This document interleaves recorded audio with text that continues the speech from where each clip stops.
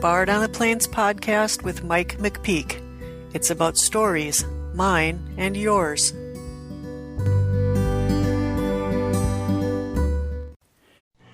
I do this podcast because I like talking about how I grew up on the plains of South Dakota. Even though I like to talk about the simpler way of life on the farm, I've always liked my tech. I can remember watching Star Trek, the original series, on TV, and thinking that's the kind of future I want to live in. I have tried the best over the years to do this. On another episode of this podcast, I talked about the evolution of my music listening from phonograph records to MP3s and streaming. Today, however, I'm going to talk about one of the other aspects of my tech life. One of my first steps towards making this happen was the CB radio. CB stood for Citizen Band Radio. This was radio spectrum that the government allotted for the public to use. Unlike ham radios, you didn't need a license to use this. It was first adopted by truckers to communicate with each other about things legal and otherwise. It was glorified in songs like Convoy and the movie that it inspired, along with Smokey and the Bandit. When I saw this, I knew I needed it. Up until this time, if you wanted to get a hold of someone, you had to use a phone wired to the wall. Barbaric, I know. The thought of talking to someone while on the move was staggering for me. Now, there was just one problem. I was in my teenage years and didn't have money to spend on this tech, and that was expensive at the time. So what is a broke teenager to do? I started a campaign to convince my dad of the virtues of this newfangled idea. Like I have said previously, my dad thought, why buy a skid steer to clean out the barn when I have a teenager and a pitchfork? So I knew that my work was cut out for me and I was going to have an uphill battle. But where there's a checkbook, there's a way. Now I had to find the right approach for this.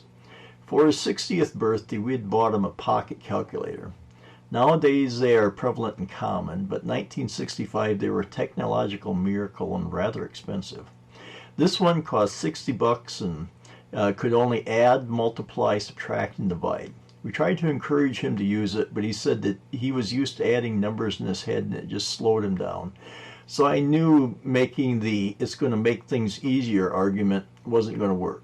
So what angle could I use to show the benefits of this device? Well, I knew that time was on my side, literally. When you're trying to get a crop planted or harvested before the rain shuts you down, time is money. So I used this angle, playing up that if we had a CB radio in the tractor and one in the house, he could call one of us if he had a problem and Mom and I could go help him.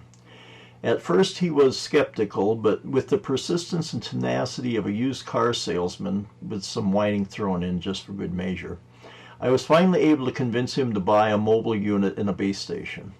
I also had to buy the antenna to use with the radios, which meant I had to learn how to mount them and run cable to hook them up. It was fortunate there was a CB radio shop in Willow Lake. I spent quite a bit of time there after school, talking to the owner, learning new things, and lusting after all the new shinies in the store.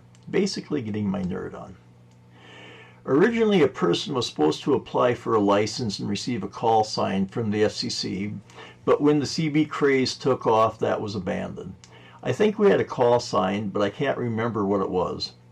But everyone had a nickname or a handle, as it was called.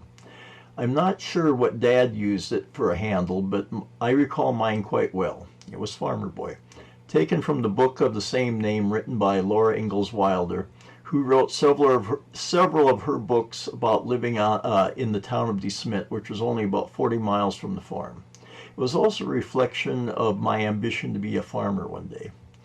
Dad did use the radio and see the utility of it. He would radio one of us to come and pick him up and bring him home if he wasn't finished with the field or if he got stuck. But we also used it for entertainment too. We would have it on and listen to the radio chatter. It didn't have the range of a ham radio, only about 10 miles or so. But it was fun to talk to some of the neighbors or someone passing through. So I had finally gotten the CB radio that I wanted, so that should be my happy ending that I was looking for. But alas, that was not to be the case because Mother Nature has a cruel streak. Now, growing up in the farm, I knew that even as a teenager, I had witnessed storms that destroyed crops, freezing weather that froze unprotected newborns, and droughts that had us cutting our grain for hay so that the animals had something to eat. So why should tech be exempt from her mood swings? The height of the CB radio phenomena also happened to coincide with the height of the 11-year sunspot cycle. Normally, the atmosphere lets the radio waves pass through into outer space so that some alien race will receive them and try to decipher our fascination with bears. Bears in the air, bears in the cave, bears in the bushes, and mama bears. Wheels, 18 wheels, four-wheelers, and roller skates. And doors, front door, back door, and what any of this had to do with trucks. But when the sunspot activity is at its peak, it ionizes one of the layers of the atmosphere and causes the signals to be reflected back to Earth many miles from the point of origin. This was fun in one respect because you could talk to people from far away. Sometimes you could even hear Mexicans talking, which would have been way cool if I knew how to speak Spanish. The thing was that the signal would move and fluctuate in a random manner so that you might only talk to someone for a few minutes and then they would be gone. This also interfered with the intended purpose of being able to get a hold of one of us.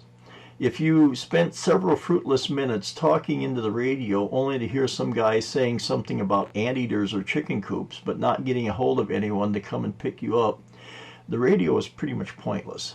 The skip, as it was called, got so bad we gave up trying to use the radios and turned them off. Eventually, we quit using them altogether and never went back. Now with cell phones, CB radios are a novelty and something hobbyists fool around with. I still have a portable radio around that runs off of AA batteries. I've gotten it out once or twice, but not much can be heard on it now except for static and maybe some random person. But for a few years in the mid-70s, it was a fun and useful device that whetted my appetite for all things tech and the possibility of the future. In my next episode, I will talk about my 40-year love affair with computers and the internet.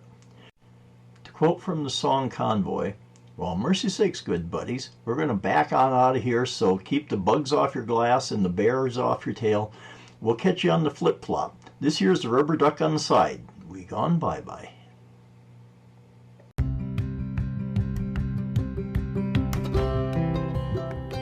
If you like this episode, please leave a review on the podcast service of your choice, and please tell your friends and family about it. Or if you want to comment, leave a voice message at anchor.fm/bardontheplains/message.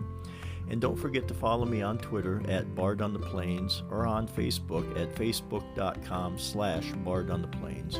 If you want to email me, you can send it to bardontheplains@gmail.com. And don't forget to visit bardontheplains.com for show notes and more information. If you want to find out what other podcasts I do, please go to McPeek That's McPeek with 2 E's, to see the other shows I am doing. My most recent show is Bard on the Playlist. There I play songs and tell stories based on them. And if you want to see the other projects I'm working on, such as photography and blogging, head over to mike-mcpeak.com to check it out.